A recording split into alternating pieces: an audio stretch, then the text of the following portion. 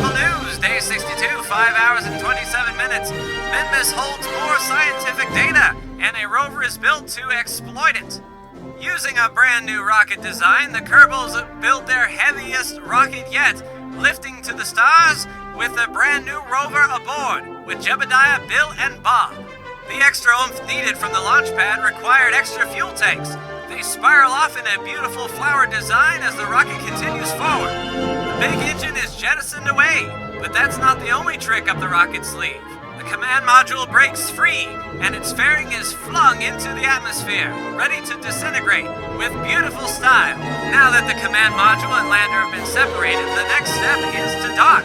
The Kerbals make this look easy as Bill and Bob stay in the command module, and Jebediah expertly flies the lander in close. Over the Kerbin Ocean, docking is all but assured, and expertly done, after 1 or 2 bounces, of course. Jebediah's next big goal is to land on Minmus. As its landscape comes into view, they're ready to deposit the rover on the surface. Using skill beyond his years, Jebediah drops the rover on the surface, delicately and intact, and lands the lander. 10 points for you, Jebediah. Now get to work. Time for the rover to go to work as they examine the Minmus sandstone with the new scanning arm. Bob watches intently. Each dock is better than the next as the Kerbals dock over the Minmus landscape, ready to head home. Re-entry is a thing of beauty as the Kerbals careen over the Kerbal Space Center at 3,000 meters per second. Confident in their tried and true rocket, the Kerbals are ready to head to the moon. What secrets will they discover on the lunar surface? Stay tuned to find out. Hello again, ladies and gentlemen, Saka here, and welcome back to another episode of Kerbal Space Program. And when we last left off, we sent a rover to Minmus and rolled around a bit, got all kinds of cool science from the features of the surface below. But now it is time to head to its brother, the moon. And I figure the rocket that we used to get to Minmus was over-engineered for Minmus and would fit the moon quite well. While we're at the moon, what we're going to do is... Oh, wow, we haven't explored Minmus yet? We rendezvoused 2 vessels in the orbit of Minmus. That should have been done. Anyway, we're going to get space data from around Kerbin. That's just a simple crew report in space. Send it back. $37,000, 5 science. Very important for the science that we need. Also, the observational survey of Kerbin. There's 1 point that we need to get above Kerbin, and this is what we will be going for today before we set down, is the observational surveys of the moon. So there are 4 locations where if we're above 9,700 meters above all of them, we can beam all of those crew reports back and get a whole ton of money and prestige as well. And it's only 90,000 to launch the rocket, so we will be making a ton of money. So for this mission, what we are going to do is hop in our vehicle assembly building. We'll send Valentina and Bob and probably Bill to the moon, and then we'll do a very similar mission to Minmus. We'll see if we can find anything on the surface of the moon, do that observational survey, and come back. So I will see you on the launch pad. All right, early morning launch here at the Kerbal Space Center. Valentina will go ahead and SAS on. Hopefully she'll level up here so we can have her point prograde and retrograde. 3, 2, full throttle, 1, go! Now if we launch at the 90, we will be in line with the moon. Luckily there is no inclination from the moon, so we can just follow the equator on over and be lined up with the moon pretty quickly. It's nice to have a good steadfast rocket in our arsenal that we can pull out to go to our nearby moons.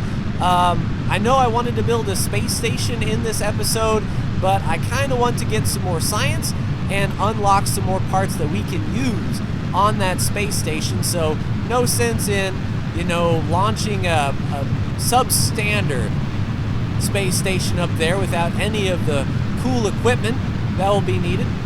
All right, that should be fine. Just hold that there, Valentina. We're starting to get some shock pressure, but that's fine. We're punching straight through.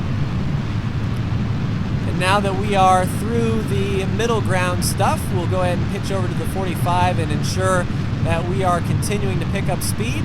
And we're still good on this stage as far as fuel goes. I think at this point in our orbit when we launched for Minmus, we were already like expending those fuel pods. So, all right, here we go. Get ready, and we have good separation.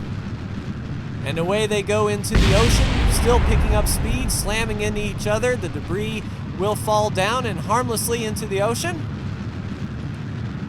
Let's see where we are in the grand scheme of things. 41,000 and climbing. Sounds good. We'll pitch on over, try to get some speed, but maintain that positive attitude. And positive attitude like, we can do it! Because I know we can. Now once we circularize, we'll go ahead and get our scientific data beamed back just fine and dandy. You've seen this before, so I'll go ahead and circularize and be right back with you. All right, pretty circular here, 94 by 97. We didn't have to, ditch the stage early. We still have 131 meters a second in this, but I think all of these fuel tanks are full as far as I know, just this section here. So as per usual, what we'll do, we could use that 131 meters a second to get up higher on the way to the moon, and then just do our our decouple flip as we can do. I mean, that's 131 meters a second. Let's not be wasteful. But first thing we need to do is get a crew report here. And even though it's not going to get us any science, we're going to transmit that data and fulfill that requirement there. So contract is complete, 37,400, and we did get 5 science from that. Luckily, we are within comms range and everything is good to go. So let's go ahead and plot our approach to the moon. There she is. We will set that as the target. We are 0.4 degrees off, and it looks like perhaps if we were to burn, say, right here, we would intercept the moon.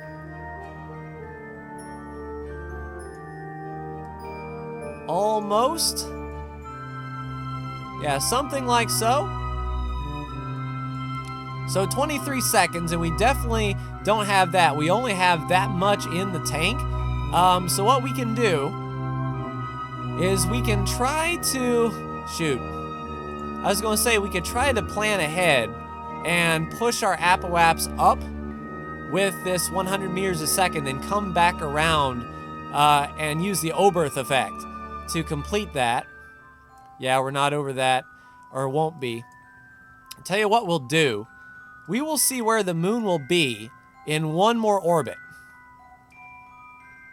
So if we do something like that, and then we add an orbit. So the moon is pretty much right where it's going to be? Is it just because our, yeah, we've got a 29-minute, maybe a 30-minute sort of approach, 31-minute orbit. In 31 minutes, I don't know how much the moon moves, but we still should be able to do it. So I'll tell you what we'll do. We'll go ahead and use up the last bit of our fuel right here. We'll just mark it and go for broke. All 8, the entire, 131 meters a second. And then we'll detach the stage, link up, and then head for the moon on our booster stage here. So I will be right back. All right, burned up all of that fuel. That's going to raise our apoaps up to 285,000. But more importantly, it will allow us to pick up speed on our way back down. So we need to go ahead and do our flip and get this thing set up. All right, decouple. Skadoosh. All right, good separation here. Now we need to transfer, let's say Valentina. Crew hatch, please.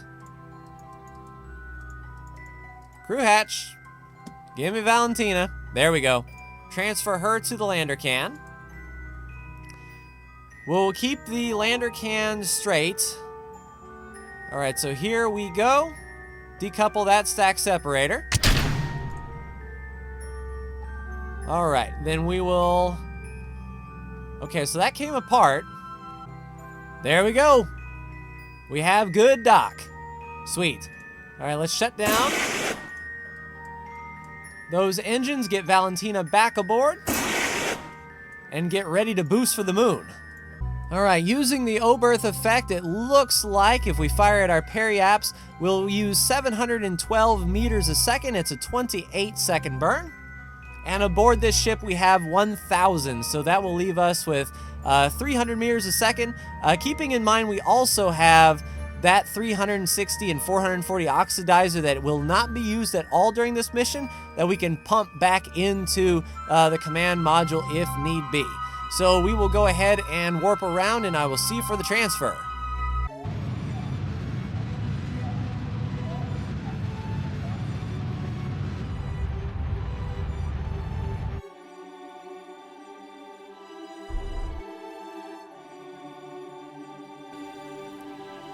All right, transfer complete. We are at a 46,700 meter periaps against the moon, which is fine. We will also adjust inclination a bit so we can hit all of those particular spots. Yeah, it looks like we're coming in pretty flat. So if we were to come out a bit from Kerbin and just sort of adjust our inclination, say like right about here, just give it a touch of incline. Nothing too awful major. We just basically want to make sure that we do not circularize around the moon completely flat. Otherwise, we're not going to hit any of those observation points. So having a little incline will allow us to do laps around the moon and reach them all eventually. At least that is the hope and goal. All right, next step is to transfer all of the fuel out of our little rover into our command pod, gaining all of those meters a second. Yeah, we went from like 100 meters a second to nice, another 966 meters a second, and it made this section a little lighter when we land. All right, so, oh crap, I actually needed to have that on. All right, so let's go ahead, add a maneuver, just maybe 10 meters a second. Something like so. Just something enough to get us a little bit off kilter from the moon, so when we circularize, we can hit all of those places. It'll make launching the lander from the moon a little bit tricky. We'll have to wait for it to line up. But everything else should be okay, so I will see you for our next burn. All right, just changing our inclination a bit. It doesn't need to be 100% accurate right on the mark. We just want to go up a little bit and then see how that affects us here on our lunar approach. And indeed, there we go. Still 112,000 meters. We might be able to adjust that approach a little bit since we're here and nearby. We'll add a maneuver and see if we do something like so. 58. 3,000, that's way too close, man. You're too close. 25, 10 to 15. I mean, 20 would be good. All right, so another 0.4 meters a second. So let's just barely thrust in this direction until we see the periaps change.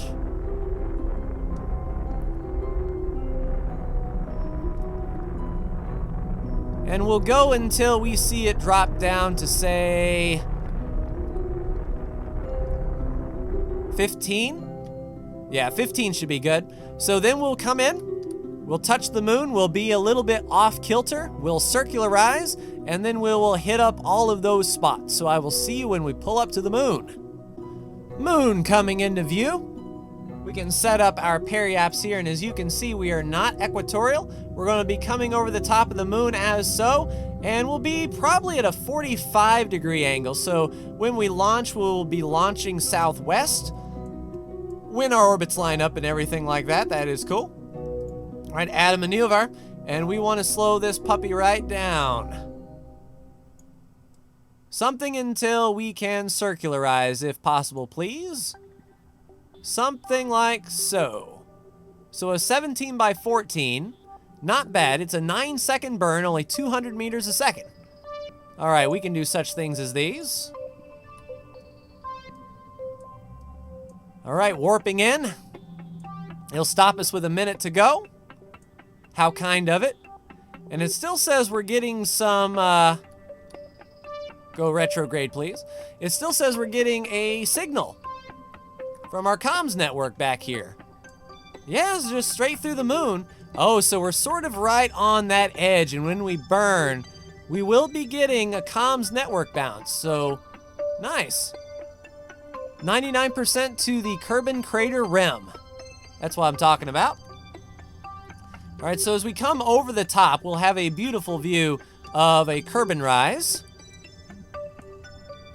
But more importantly, we are set to burn at T-minus 4.5. So let's speed up just a skosh till we get to T-minus 4.5. 6, 5, 4.5, burn. We are captured by the moon. There is Kerbin. And cut.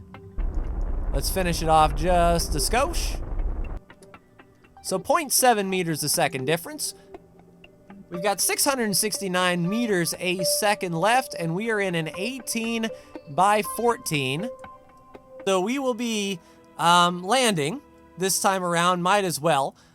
We have some science on board, so we might as well go ahead and, science it up. We'll get a soil sample. We'll come down and scan, hopefully, a rock in the nearby area, and get set to go.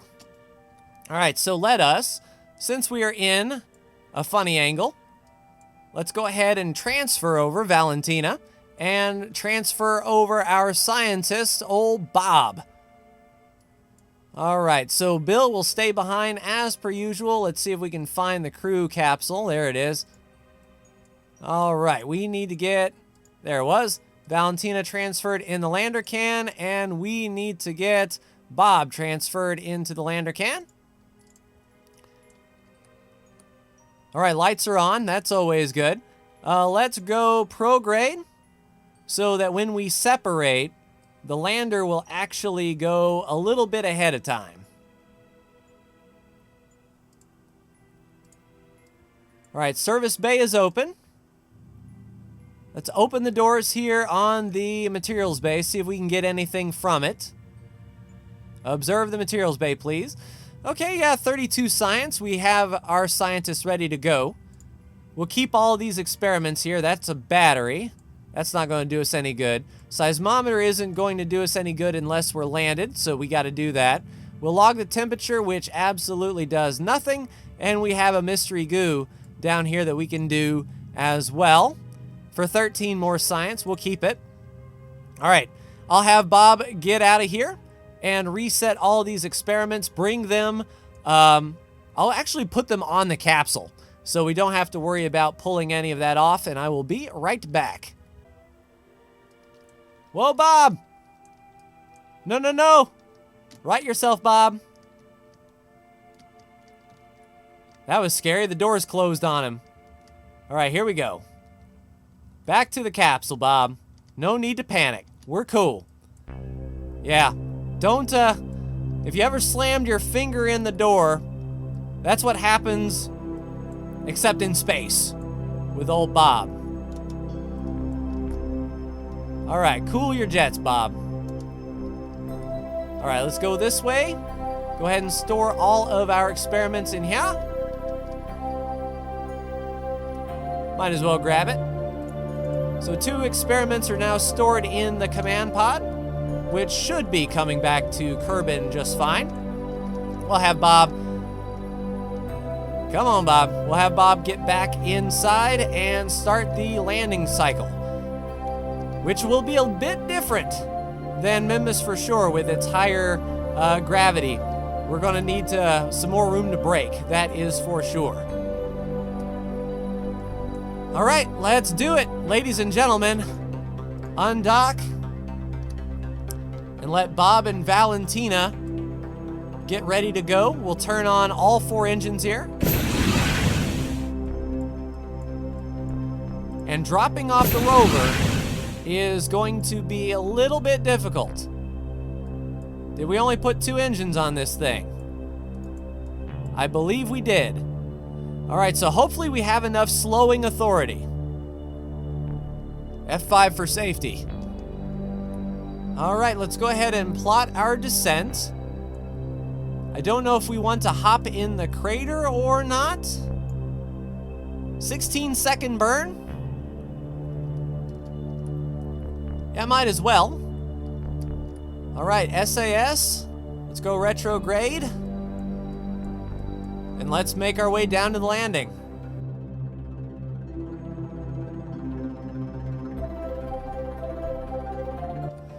All right, going at T-8. There's the burn. Valentina and Bob are on their way. Bye, Bill. Hopefully we will see you again soon.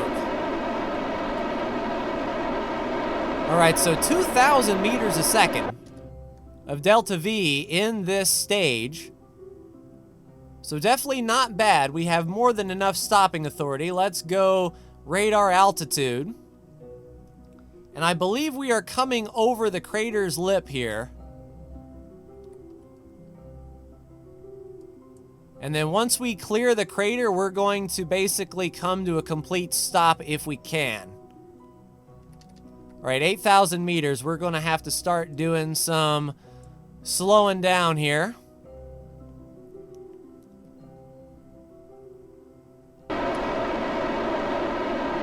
That's actually not bad.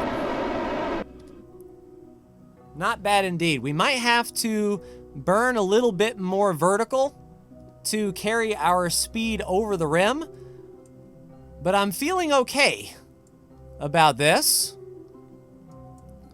So 5,000 meters or so, we're basically coming straight at it. There's Bill already 22 kilometers away. Yeah, one of these look nice. All right, let's go for it. We'll essentially come to a complete stop and let the lander fall vertical. Nice to know we have a lot of authority here on the speed. Now, I don't know if there's going to be any surface features that we can exploit. There we go. I'll just basically come to a complete stop right here. Force that thing to the north.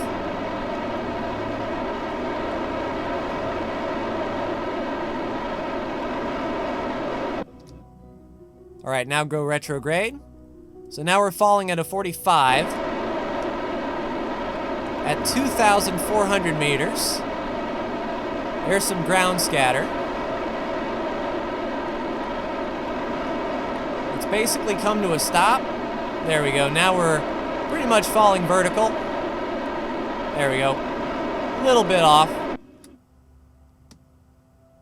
All right, so down to 1,500 meters a second. Coming pretty much straight down. So we'll just be a little bit ginger on the lowering. Hopefully we can find... That looks important. That looks important indeed. So not too far away. All right, so when we're ready, we can space bar and drop this rover. There's our shadow coming down on the sun's side. 630 meters away.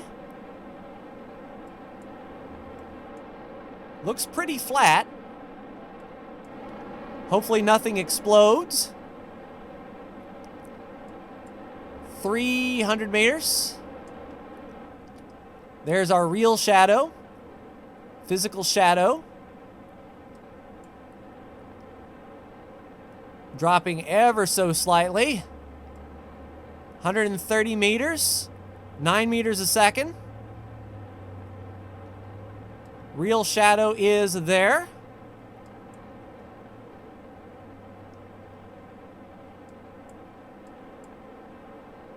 Yeah, this should be very nice. 2.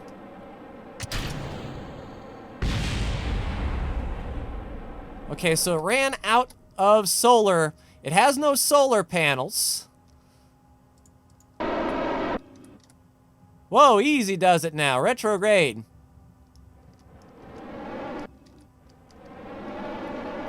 Well, it would help if we dropped the landing gear. Oh, easy. We didn't need that solar panel anyway. Okay, so not bad. That could have gone a whole lot better. All right, let's lower the landing legs and see if this thing has enough torque authority to stand up. Yes. Now landing gear. SAS off. Nice. Now our rover, brake. All right, it hit the brakes. It's got 408 charge. We didn't bring an engineer, so what we need to do is be very careful with our use of power. So it's a good thing I packed that 400 battery. Yeah, that would be nice. So we need to pan around, see if we can find any surface features, which I believe we could. We need to get a surface sample from the moon and then get this guy over here. So without further ado, let's lower the ladder. Got solar panels all over the place, but that's fine. And Valentina will be the first Kerbal to set foot on the moon, which I believe is a milestone. Spacewalk, suborbital flight, landed on the surface, and have walked on the surface of the moon. Outstanding. So there we go, Valentina. Welcome to the moon. Go ahead and plant your flag. A good day for Kerbal kind here. All right, site name. Moon, plaque text. 629. 19 at 1933. Sweet. So there we go. Valentina can now pose.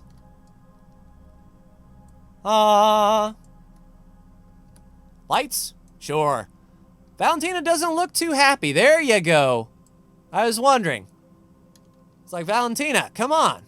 All right, we'll let our scientists take the surface sample. Valentina's just here for the glory. All right, Bob, if you please, go ahead and exit the vehicle. And Bob will go ahead and collect the surface sample and the crew report. And we'll just store all of that stuff up. All right, Bob, take your surface sample. 240 science. Awesome. Go ahead and keep that. And while you're here, oops, if you don't mind, we'll need you to do a crew report as well. Because I don't know if we've done one from the surface of the moon. I think this is actually the first time. Yeah, 40. Nice. Keep that experiment. EVA will take the data and store it. And then we'll do an EVA report. Nice. Another 64 science from the southwest crater. Keep that. Store that. Nice. All right, so now is the next part where our little rover is going to have to find a surface feature, and I believe I see one right back there. So if I rotate to the 270 and I pan the camera out, we should be able to see, yes indeed, some moon rock. So I will get the rover over here, bearing 090, and hopefully we'll have enough electric charge for Bob to pick that up. So I will be right back. All right, we only used 30 battery to get over here, mainly just coasting and let the rover doing the work. We'll go ahead and throw on the brakes here, and when we come to a complete stop, hopefully... All right, no target within range. We're going to have to back up just a little bit. Easy does it now. All right, is that in range? Yes, it is. Scan the moonstone. All right, little rover going to work. Not using much electric charge here, but scanning this may, in fact, yeah, look at it go. 13. Come on, baby, hold together. Nice. 80 science. All right, your scan has collected some, but not all the information. Come back with a better sensor. All right, we're going to keep that experiment, and old Bob is going to make his way over here to the rover. All right, Bob is here. Looks like we have a good scan, and you know that battery will take the data. Okay, so it already was scanned. We'll take that data, and that battery is doing the work. I mean, it's at what? 265 of 410. We'll lose communication with that little rover eventually, but it did what it was meant to do. It doesn't have a very strong arm, but what we do know is we can come back here and not be too far away from any particular moonstone. So when we come back with, say, a better rover, we won't have to go searching all over the moon to find it. We'll just be able to scan it again. So now it's just a matter of Bob getting back to the ship, getting the data stored in the capsule, and meeting with Bob, or Bill, up around orbit. So I will go ahead and get everyone back on board, get everything stored, and see you for the ascent. We forgot to do science from the moon. All right, observe the materials bay. Nice, 200 more science. We'll keep that. We'll do the mystery goo as well.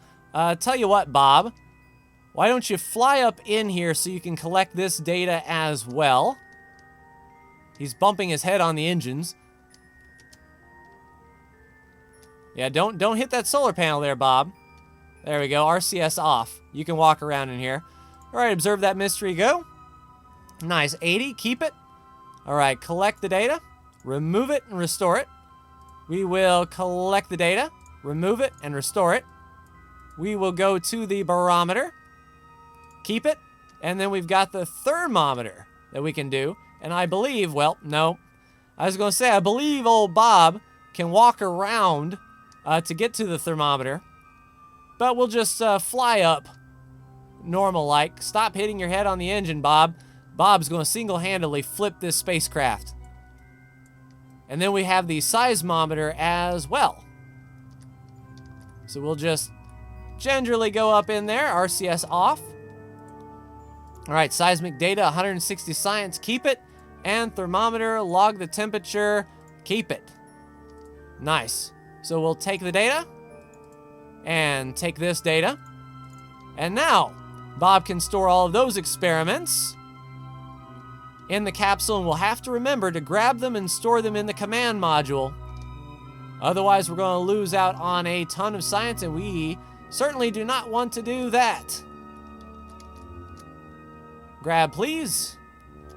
All right, store those 5 experiments. Nice. All right, so now I will get everyone aboard and see you for the ascent. All right, lander coming overhead. Looks like it will be flying from from east to west. Indeed, there it is. Flying overhead, you can see the marker there. So we will go ahead and turn SAS on. We'll pitch at the 270, maybe a little bit higher, and go. All right, gear up.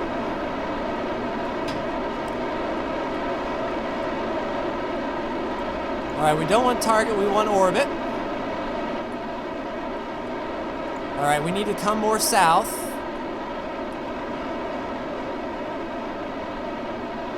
Something like so.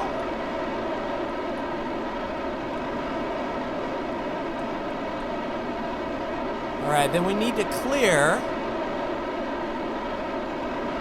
the moon there. Something like that.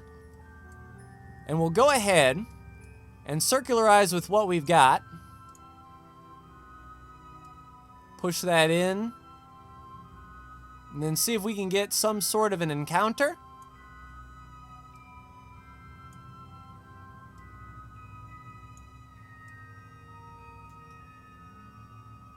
That's 53,000.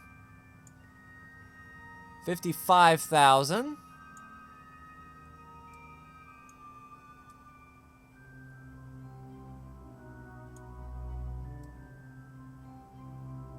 And if we push ourselves way out, we can come right back around to there. Something like that. 5.8 thousand, and then we can adjust from there. 5.2 thousand. Yeah, so I think that will work out well for us. The inclination is a little bit off. But all in all, we should be okay. So I'll go ahead and get the rendezvous set up, get the burn done, and get back on approach. And I'll be right back. The next iteration of these should have RCS thrusters. That would make things a lot better. Come on, link up. There we go, SAS off. They're trying to find it. There we go. Sweet, so we are docked once again. All right, Valentina can transfer over to the command pod. Bob will grab all of the science. Take all 8 of the data. We'll just shoot right across the gap, and that was pretty handy. Oh, come on, Bob. You couldn't reach out and touch that? All right, sweet. Store the data. So we've got 10 experiments on this thing. And now let's transfer all of this extra fuel out. 483.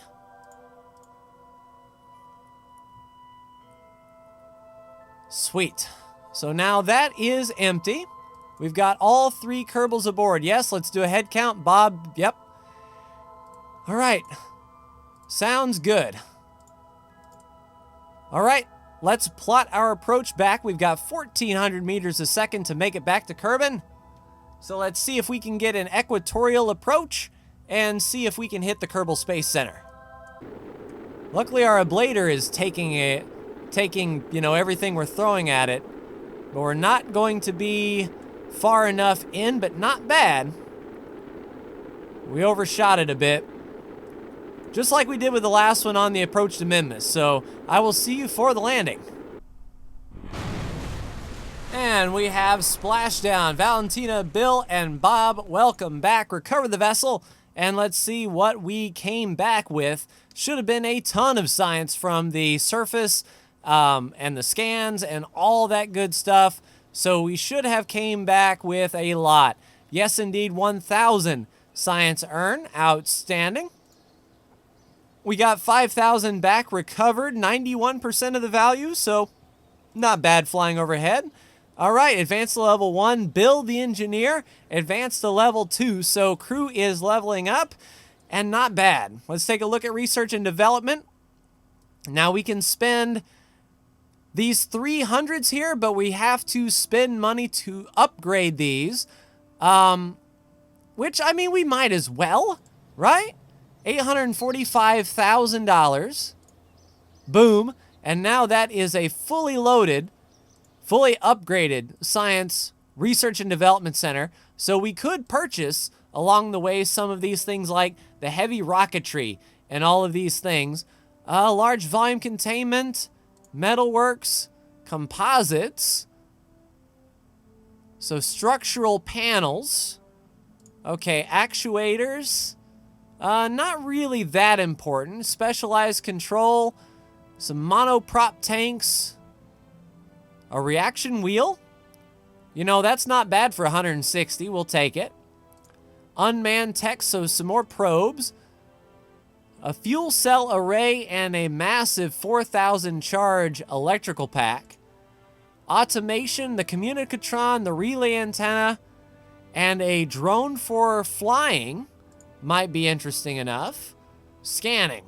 Infrared telescope, surface scanning module, survey scanner, fluid spectrovarilometer. Accurate scans in the surrounding atmosphere. Okay, so we might be able to unlock, and there's the medium scanning arm. We could put that on our new rovers. Advanced science tech. Convertitrons. Drills. So this is where we make self-sufficient landers that can drill ores. So with the scanning tech, and we can launch satellites that scan for ores, we could land something that mines all of that stuff. Oh, and something new for the... Let's see. Yeah, this is something new for our group. All right, a deployed power unit in the central station. All right, that's certainly not bad. Field science. So more rover wheels, a rotor, and a rover body. So that would be much better for the rover aspect of it. We might be able to actually, and the command seat as well, so it doesn't have to rely on a probe to get it done. We can put a seat in there. That seems good. All right, heavy landing, so some bigger landing gear and a bigger heat shield. Okay, some bigger aircraft. All right, high altitude flight. So that's supersonic pieces. Not sure. We don't have enough science for those. Large tanks and a bigger decoupler. Let's see, more quad decouplers, an inflatable airlock, and a girder. Not sure what would benefit us in the grand scheme of things. With these big probes, we might be able to send something out to Duna.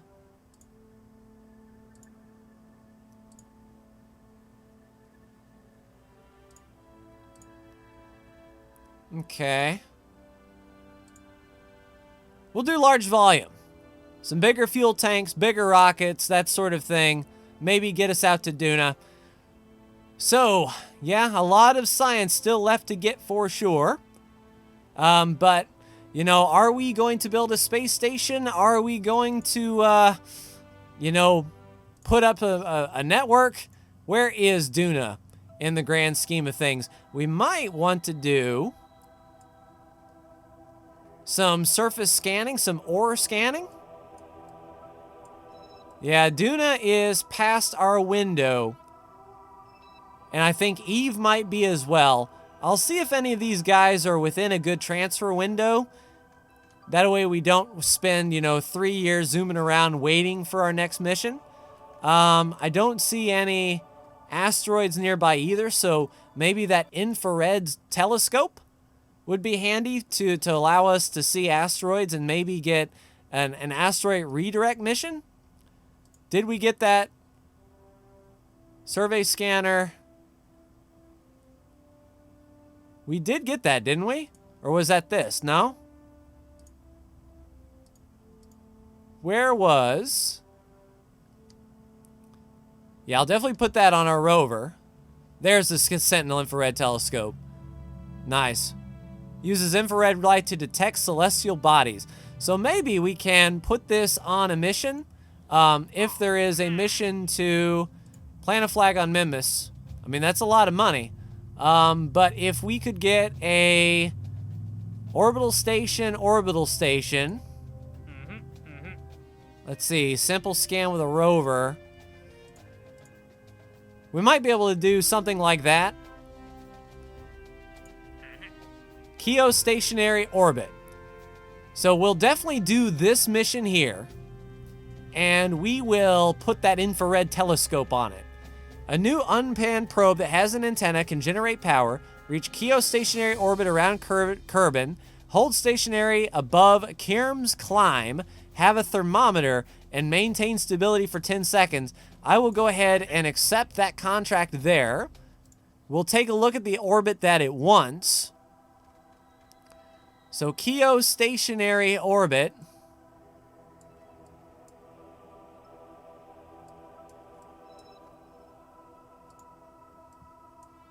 Like that. Yeah, what's bad is we already have those geostationary satellites in orbit.